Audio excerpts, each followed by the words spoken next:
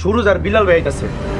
গলা নামায়া কথা কন, নাইলে কিন্তু বাপ বেটা এখনই ডিসিশন নিয়ে ভিউয়ার্স, এতদিনের ডিসিশনের মতো একটা ডিসিশন নিয়ে রতনের মাধ্যমে সুরজকে জেল থেকে বের করেছে শুধুমাত্র আজগর মোড়ল তার বিপক্ষে লড়ার জন্য। আর সুরজ মোড়লও সে জেলের মধ্যে অনেক হিসাব কিতাব করে রেখেছে শুধুমাত্র আজগর মোড়লের সাথে লড়ার জন্য। তো ভিউয়ার্স, আজগর মোড়ল যদি একা ব্যক্তি হয়ে থাকে তাহলেও মোড়ল পরিবারের সকল মোড়লদের বিপক্ষে আজগর মোড়লের লড়াই করার মতো ক্ষমতা রাখে।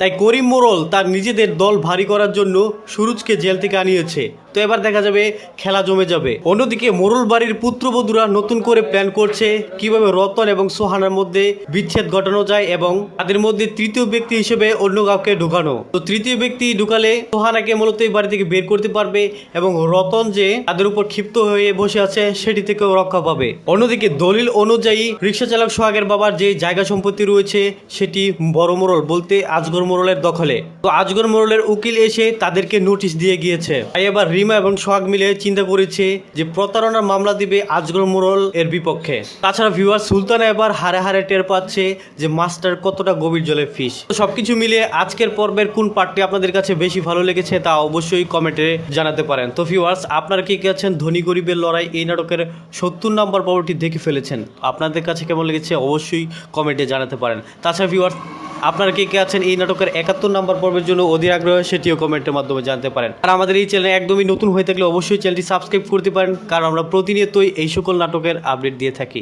তাছাড়া ভিউয়ার্স, নাটকটি ভালোবেসে কে কোথায় বা কোন দেশ থেকে দেখছেন সেটি কমেন্টের মাধ্যমে জানাতে পারেন। তো ভিউয়ার্স, বেশি কথা না বাড়িয়ে চলুন জানা যাক আপনাদের সেই কাঙ্ক্ষিত নাটক বলতে ধনী গরিবের লড়াই এই নাটকের 71 নম্বর পর্বটি কবে আসতে চলেছে।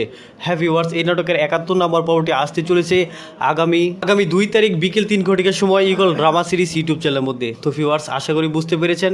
সকলে ভালো থাকবেন, সুস্থ থাকবেন এবং পরবর্তী ভিডিও দেখার মতন জানিয়ে আজকের মতো এখানেই আল্লাহ হাফিজ।